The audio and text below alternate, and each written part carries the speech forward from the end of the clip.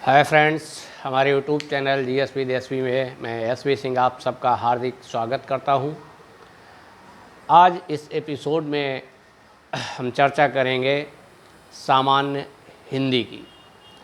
सामान्य हिंदी का महत्व क्या है प्रतियोगी परीक्षाओं में और कैसे एक स्मार्ट तरीके से कम समय में या कम मेहनत से हम अधिक से अधिक अंक हासिल कर सकते हैं।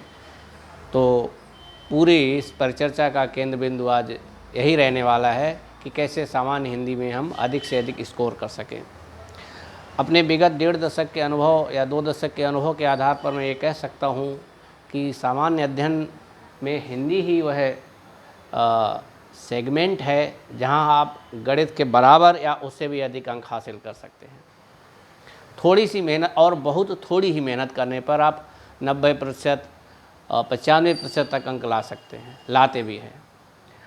सबसे पहले हमने यहाँ पे सिलेबस लिखा हुआ है कुछ परीक्षाओं का। उसके बाद ओवरऑल जनरल तौर पे हम कितना पढ़ लें कम से कम, ताकि हम अधिक से अधिक अंक हासिल कर सकें। सबसे पहले इधर ये लिखा है कि Hindi PET actually preliminary eligibility test, ये नई परीक्षा है और जो पहली बार आयोजित की जाएगी उत्तर प्रदेश में। इसको आयोजित करने वाली संस्था का नाम है UP triple S C, Uttar Pradesh अधीनस्थ सेवा चयन आयोग। ये पीईटी परीक्षा किन पदों के लिए होगी? उत्तर प्रदेश में जितनी भी गाँव समूह की भर्तियां हैं उनके लिए एक आयोग है लखनऊ में, जिसे उत्तर प्रदेश अधीनस्थ सेवा चयन आयोग कहा जाता है, यूपी ट्रिपल एस सी। तो ट्रिपल एस सी ने अपनी परीक्षाओं को अब 2 स्तरीय बना दिया है।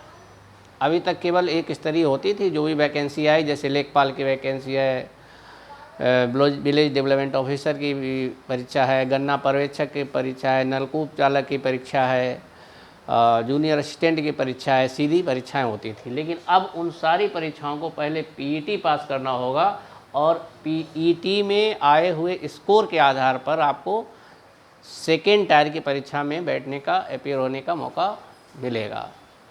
सेकेंड टायर यानी मेंस। तो पीईटी का जो सिलेबस है लगभग कमोबेश सभी बच्चों के पास है, सोशल मीडिया पे भी है और भी कई जगह है, उसको अच्छे से देख लें। उसमें हिंदी का जो कंट्रीब्यूशन है, उसमें हिंदी का कंट्रीब्यूशन है 10 क्वेश्चन और 10 अंक का, जिसमें 5 नंबर की ग्रामर है और 5 नंबर का अनसीन पैसेज है, एक गद्यांश होगा जिसमें से आपको शीर्षक प्रश्न उत्तर छांटने होंगे। तो सबसे पहले हम पाठ्यक्रम शब्द की, पाठ्यक्रम या सिलेबस की चर्चा करें। पाठ्यक्रम की कितना महत्ता है किसी भी प्रतियोगी परीक्षा में, और फिर अपने हिंदी के पाठ्यक्रम में आते हैं। फिर ये UP Uttar Pradesh police SI का सिलेबस लिखा हुआ है, और फिर ये एक जनरल तरीके से हिंदी का पूरा सिलेबस। और ये पूरी हिंदी की महत्ता सारी परीक्षाओं में इसलिए है, चाहे पीईटी की परीक्षा हो, चाहे यूपीएसआई की परीक्षा हो, चाहे उत्तर प्रदेश पुलिस कांस्टेबल की परीक्षा हो, चाहे टीईटी टीचर एलिजिबिलिटी टेस्ट हो, चाहे सुपर टेट की परीक्षा हो, चाहे बीएड एंट्रेंस हो, चाहे लोअर पीसीएस की परीक्षा हो, चाहे समीक्षा अधिकारी की परीक्षा हो, और यहाँ तक कि चाहे पीसीएस की परीक्षा हो, उसमें भी 150 नंबर की हिंदी आती है, जो मेरिट में भी जुड़ती है। यूँ तो हिंदी का पर्चा आईएएस में भी होता है, आईएएस मुख्य परीक्षा में 300 अंकों का, जिसके अंक मेरिट में तो नहीं जुड़ते, लेकिन उसे क्वालिफाई करना आवश्यक होता है, अनिवार्य मैंडेटरी है वो। अगर उसमें डिस्क्वालीफाई हुए तो बाकी की कॉपी ही चेक नहीं की जाती है। इसलिए हिंदी व्याकरण का महत्व बहुत कहने की आवश्यकता नहीं, सब जगह है और ये सर्वविदित सा है। सबसे पहले हम लोग किसी भी एग्ज़ाम के लिए, देखिए 2 प्रकार की परीक्षाएं प्रायः हम सभी प्रतियोगी अपने जीवन में देते हैं। पहली तो वो स्कूल वाली परीक्षा है, जो high school, inter, BA, academic वाली परीक्षाएं। दूसरी प्रतियोगी परीक्षाएं। एकेडमिक परीक्षाएं और प्रतियोगी परीक्षाओं में मूलभूत अंतर ये है कि यहाँ आपका मूल्यांकन ऑब्जेक्टिविटी के आधार पर किया जाएगा, यहाँ आपका मूल्यांकन कंपैरेटिव आधार पर किया जाएगा, यहाँ आपका मूल्यांकन इससे कतई नहीं किया जाएगा कि स्कूल में क्या पढ़ाया गया क्या नहीं पढ़ाया गया। दूसरा जो अंतर है, स्कूली परीक्षाओं का सिलेबस बहुत सीधा बंधा हुआ होता है और उनके जो सवालों की जो प्रकृति है वो भी बहुत साधारण किस्म की होती है। पिछले वर्ष जैसे आ रहे हैं लगभग वैसे ही आएंगे, लगभग सवाल किताबी होंगे, किताब से ही आएगा। लेकिन प्रतियोगी परीक्षा में थोड़ा सा भिन्न है, बहुत सारी चीज़ें सिलेबस में मेंशन नहीं है, वो भी पूछ ली जाती हैं। लगातार नए नए इनोवेशंस किए जाते हैं। कुछ सवाल ऐसे भी होंगे जो किताबों में भी नहीं मिलेंगे, इसलिए थोड़ा सा अंतर है। हाँ, सिलेबस का मैं जिक्र बार बार कर रहा हूँ। पाठ्यक्रम की महत्ता प्रतियोगी परीक्षा में बहुत अधिक इसलिए है, इसको आप एक तरीके से बैटल फील्ड समझिए। जैसे युद्ध होता है, युद्ध में हथियारों की उपयोगिता तो है ही, लेकिन उससे भी ज़्यादा उपयोगिता इस बात की है, उससे भी ज़्यादा प्रभाव इस बात से पड़ता है कि आपने बैटल फील्ड को कितना समझा हुआ है। तो ये जो प्रतियोगी परीक्षाओं का पाठ्यक्रम है, एक तरीके का बैटल फील्ड है, जिसको ना समझने की गलती बहुतायत परीक्षार्थी करते हैं, नहीं करनी चाहिए। कितना भी अच्छा हथियार आपके पास हो, लेकिन यदि आपने बैटल फील्ड को नहीं ठीक से समझा है तो आपके जीतने की संभावनाएं कम हो जाती हैं। एक उदाहरण से मैं शुरू करूंगा।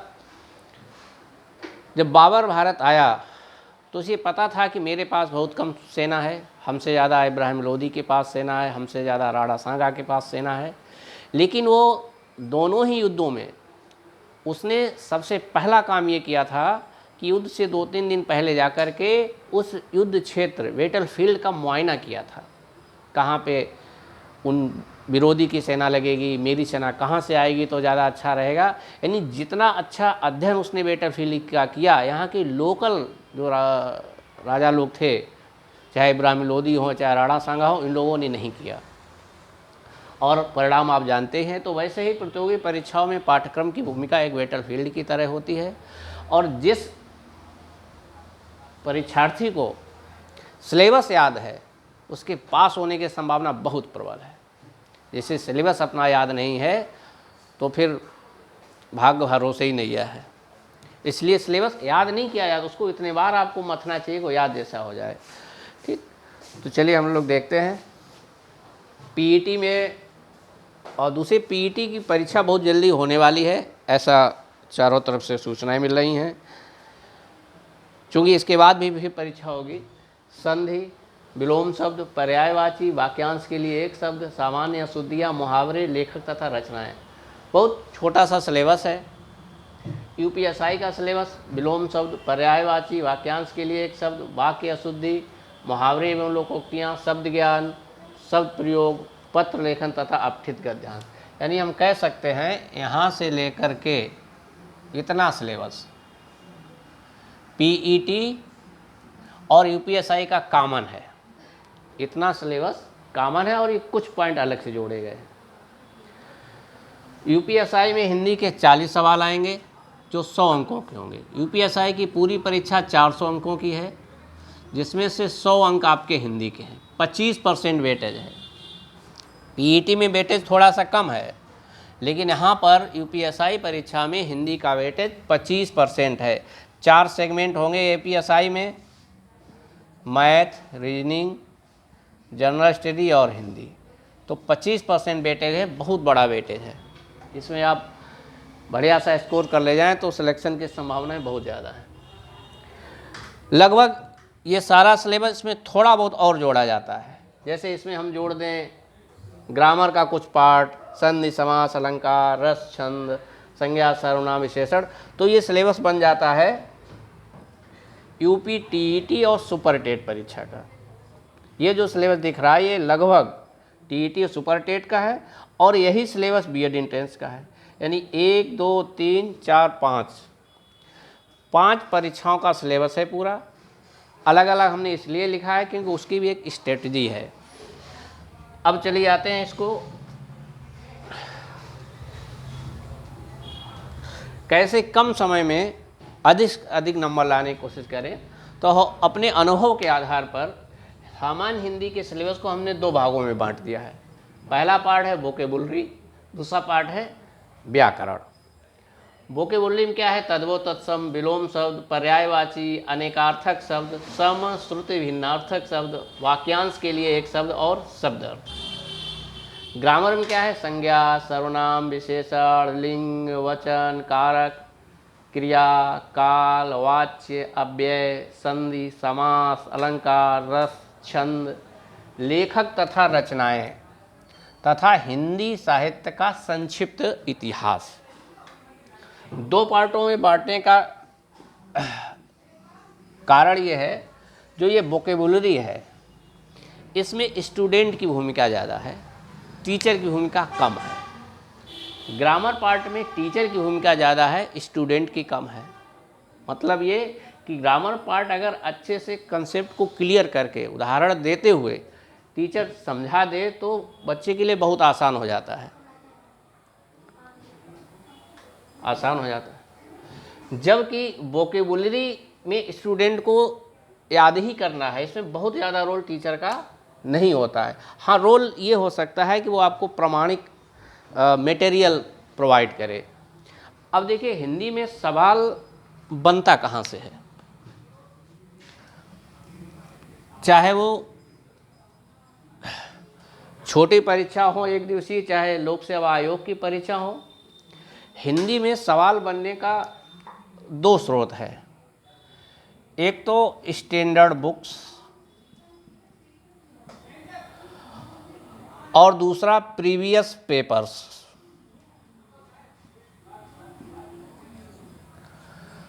जो बच्चा ये 2 काम कर ले, स्टैंडर्ड किताब पढ़े और पिछले साल के आए हुए सवाल हल कर ले जाए। अब ये चूँकि स्टूडेंट को हिंदी के साथ गणित भी पढ़ना होता है, रीजनिंग भी पढ़ना होता है, जीएस भी पढ़ना होता है, समय बहुत कम होता है, तो बहुत सारी स्टैंडर्ड बुक्स वो नहीं पढ़ सकता है। लेकिन प्रीवियस पेपर उसे हल करने चाहिए, इसका कोई अल्टरनेट नहीं है। ये काम वो अपने मेंटर, कोच या टीचर के ऊपर छोड़ सकता है। यदि ईमानदार टीचर है तो वो स्टैंडर्ड बुक से मटेरियल ला के आपको उपलब्ध कराए। लेकिन बड़े दुर्भाग्य की बात है, इस मामले में हमारे टीचर बंधु भी ठीक भूमिका नहीं निभा पा रहे, चाहे महानगरों में हो, चाहे छोटे शहरों में हो, हर जगह समस्या है। जो अरिहंत की गाइड गुरुजी पढ़ते हैं, वही अरिहंत की गाइड चेला जी पढ़ते हैं। विडंबना ही है, लेकिन कह सकते। लेकिन पिछले पेपर आपको रटे होने ही चाहिए। अब दूसरी गलती जो स्टूडेंट प्रायः करते हैं कि जब तक वैकेंसी नहीं आ जाएगी, फॉर्म फिल नहीं हो जाएगा, परीक्षा की तिथि घोषित नहीं हो जाएगी, तब तक किताब नहीं उठाएंगे। ऐसा नहीं करना चाहिए। एक कहावत है कि युद्ध की तैयारी शांतिकाल में ही होती है। जब युद्ध डिक्लेयर हो गया फिर काहे की तैयारी। अब तो जो कुछ भी आमनेशन है आपको फायर करना ही करना है। इसलिए जैसे वोकेबुलरी है, विलोम शब्द है, पर्यायवाची है, वाक्यांश है, मुहावरे है, लेखक रचनाएं हैं, बिल्कुल कत्लेआम कर देना चाहिए, नेस्तनाबूद रट के फेंक दो पूरी तरह से। जो चीज़ नहीं समझ में आ रही है, डाउट है, उसको बिल्कुल आपको निकाल के रखो। हम टीचर के पास कोचिंग कहीं भी जाएंगे, कोई हमारा परिचित सीनियर कोई भी जानकार मिलेगा, तुरंत हम पुटअप करेंगे। हाँ, ये मेरी समस्या बताओ, शब्द भेद क्या होता है, शब्द ज्ञान क्या होता है, हमें रस नहीं क्लियर हुए, अलंकार नहीं हुए, काल कंफ्यूज हो जाते हैं, तुरंत आप पूछें। कम से कम कुछ हिस्सा ऐसा हो जिसको बिल्कुल आप नेस्तनाबूद करके जाएं, करके रहना चाहिए। हाँ, एक जो मनोविज्ञान है पढ़ाई का या प्रतियोगी परीक्षाओं का, जब परीक्षा आसन्न नहीं होती है तो याद नहीं होता। ये बहुधा शिकायत है, ये बात सच है कि दिमाग की, माइंड की ग्रैस्पिंग पावर थोड़ी सी कम होती है। लेकिन फिर भी आप अगर पढ़े रहेंगे, अखबारी स्टाइल में भी आपने पढ़ा होगा, तो भी जब परीक्षा आएगी तो वो फिर बहुत जल्दी से लेता है। दूसरी बार में दिमाग बहुत जल्दी कैच करता है। इसलिए कुछ ना कुछ पार्ट जरूर आपको ख़त्म करना चाहिए। सारा आप पोथी पत्रा अगर कोचिंग के भरोसे, किसी टीचर के भरोसे लेके बैठे हैं तो ये मान चलो रिजल्ट निगेटिव सिवा कुछ नहीं हो। यूपीएसआई की भी बड़ी भर्ती है, मुझे नहीं लगता पिछले 20 साल में इतनी बड़ी भर्ती, 10,000 के आसपास, 9,500 के आसपास यूपीएसआई की भर्ती आई हुई है। बहुत अच्छी अपॉर्चुनिटी है, थोड़ी सी मेहनत कर लें। उसमें सबसे ज़्यादा नंबर हिंदी में ही आते हैं। एक तो नंबर हिंदी में आने का रीज़न क्या है, चूँकि पिछले सालों के सवाल रिपीट बहुत होते हैं। दूसरा, एग्ज़ाम हॉल में 2 घंटे में आपको मैथ, रीजनिंग, जीएस और हिंदी अटेम्प्ट करनी है, तो हिंदी वहाँ पे अपना टाइम बचा करके मैथ या रीजनिंग को दे देता है। ये सबसे बड़ी फ़ायदा है। अगर आपकी हिंदी ठीक से तैयार है, आप आधा घंटा की जगह आप 10 मिनट में हिंदी के सवाल कर सकते हैं और 20 मिनट आपने मैथ को दे सकते हैं, तो मैथ भी अच्छा हो गया। दूसरा, एक और अवधारणा है, अभी तक जितनी भी वनडे परीक्षाएं होती थी जिनमें मैथ, रीजनिंग, जनरल स्टडी या हिंदी आता था, तो एक कंसेप्ट या मिथ ही है। सामान्य धारणा यह थी कि मैथ रीजनिंग मेरा बहुत अच्छा है, हिंदी जीएस को लपेट लेंगे, पास हो जाएंगे। इसको कहते हैं कंपनसेटरी थ्योरी, प्रतिपूरक सिद्धांत। ये सिद्धांत आज से 20 साल पहले भले ही कामयाब हो, लेकिन आज की तारीख में पूरी तरह से फेल है। अगर आप ये सोच के गए कि मेरा मैथ बहुत अच्छा है, जीएस तो हम ऐसे ही कर लेंगे या हिंदी तो ऐसे ही हो जाएगा, तो कतई नहीं होगा। आप लिख के रख लीजिए। आज की थ्योरी में जो कामयाब सिद्धांत है वो बैलेंस थ्योरी है। चारों एंगल से आप बैलेंस होंगे तभी आपके सिलेक्शन की उम्मीद होगा। ये हमने क्या लिखा है इधर, वही सिलेबस को 2 एंगल से, जहाँ टीचर की भूमिका कम है, स्टूडेंट की ज़्यादा। वोकेबुलरी तो आपको रट के रखनी चाहिए, ग्रामर वाली भूमिका ये टीचर की। ये जो सिलेबस लिखा है इसको अगर आप पढ़ लेंगे तो फिर कोई परीक्षा नहीं बचने वाली। यूपीएसआई का सिलेबस में इंक्लूड है, पीईटी का सिलेबस इसमें इंक्लूड है, टीईटी का सिलेबस इंक्लूड है, सुपर टेट का सिलेबस इसमें इंक्लूड है, बीएड एंट्रेंस का सिलेबस इसमें इंक्लूड है। यानी ये बिल्कुल हाथी का पैर है, इसमें सारे पैर आ जाएंगे। तो ये रही सिलेबस की बात। अब इसके बाद हम लोग शुरू करेंगे पीईटी। कुछ चीज़ें जो कॉमन है, जैसे यूपीएसआई और पीईटी का सिलेबस, जो कॉमन चीज़ें उसको पहले पढ़ेंगे, जो कॉमन नहीं उनको बाद में पढ़ेंगे। हाँ, अब देखिए एक अप्रोच क्या हो सकता है, जो सिलेबस है आपका इसको आप बहुत अच्छे से पढ़ें, जनरल तरीके से पूरा सिलेबस पढ़ लें एक बार। उसके बाद तुरंत अपने आप को सिकोड़ते जाए, जैसे जैसे परीक्षा नज़दीक आती है अपने सिलेबस पर केंद्रित होते जाएं और उसी को फिर बार बार मल्टीपल रिवीजन, जितना रिवाइज कर पाएंगे, जितना लिख पाएंगे, उतना ही अच्छा रहेगा।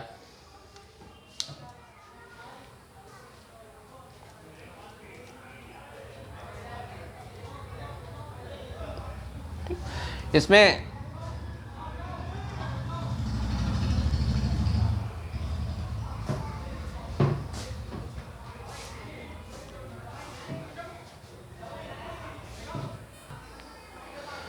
वोकेबुलरी के लिए बुक कौन सी पढ़े? देखिए, मार्केट में बहुत सारी किताबें हैं, जैसे हरदेव बहारी, सुशील कुमार, पृथ्वीनाथ पांडे। लेकिन मेरी सलाह है आपको वोकेबुलरी के लिए, बुकैब के लिए सुशील कुमार की बुक द बेस्ट। कारण यह है कि बहुत ही कंसाइज है और व्यवहारिक है। पीएन पांडे में अशुद्धियाँ ज़्यादा हैं, बहुत ज़्यादा है, अनावश्यक बहुत है। हरदेव बहारी की थोड़ी इस तरह की किताब है, लेकिन ग्रामर अच्छा है, बुके बहुत अच्छी नहीं है। वोकेबुलरी के लिए आप सुशील कुमार की किताब रेफ़र कर सकते हैं, सबसे ज़्यादा फ़ायदा मिलेगा। रीज़न ये है कि हरदेव बहारी और पीएन पांडे ये लोग साहित्यकार हैं। हरदेव बहारी सेल टैक्स ऑफिसर है, इसलिए वो जो कंपटीशन वाला पुट है वो है इस किताब में, और बिल्कुल संक्षिप्त है, व्यवहारिक है, सवाल सबसे ज़्यादा फंसेगा। ग्रामर के लिए आप बिल्कुल निश्चिंत रहें, ग्रामर में इतने अच्छे तरीके से आपको कंठस्थ हो जाएगा, इसकी गारंटी हमारी है। ग्रामर के लिए कतई परेशान ना हो, कहीं माथापच्ची करने की ज़रूरत नहीं है। धीरे धीरे करके हम इन पे वीडियो देंगे, उनको आप लेते जाएं, समझते जाएं, और फिर जो भी गाइड वाइड कुछ हो, लूसेंट की गाइड प्रैक्टिस के लिए। देखिए, गाइड हमेशा सेकेंड राउंड में पढ़ी जानी चाहिए, फर्स्ट राउंड में नहीं, प्रैक्टिस के लिए, आंसर प्रैक्टिस के लिए। तो आप लुसेंट गाइड रेफ़र कर सकते हैं। तो ये रही syllabus and strategy for PET and UPSI TET and super TET, और इसके साथ ही हम आगे से इसके वीडियो धीरे धीरे करके आपको देना प्रारंभ कर रहे हैं। बहुत बहुत धन्यवाद।